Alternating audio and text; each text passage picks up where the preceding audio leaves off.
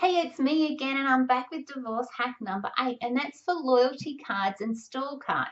So, loyalty and store cards are the same as credit cards. So, what we want to do is make sure, especially today when someone can just swipe a card and use it, that they don't have access to something that belongs to you, and you will be responsible for the debt that's on it at the end. So, how it works here in Australia, when you're going through a relationship breakdown, you're doing your financial agreement, you do an assets and a liabilities list.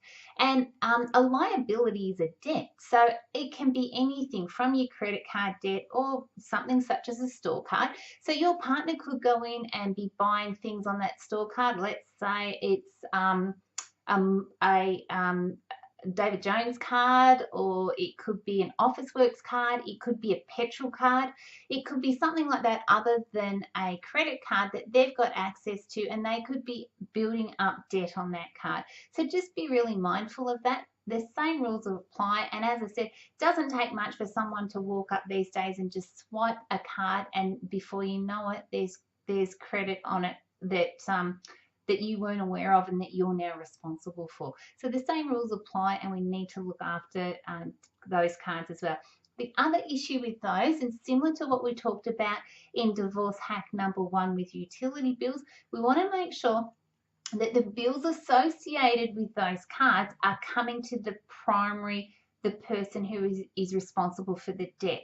So in other words, if you are the person that's in charge for the card, but your spouse or partner lives somewhere else, and you want to make sure that you're getting the bills so you can see what's on them and keep control. Just ask the questions about where the money's going. And if it is getting out of hand, you need to have a conversation and possibly cancel the card, but don't do it without their knowledge, because it just causes more issues. And we're all about trying to be amicable and reasonable during this time, because you don't want to, just cancel something and then they turn up, especially if it's, say, something like a petrol card, and they go to get petrol and they can't do it. That's just nasty, and we don't want to be nasty.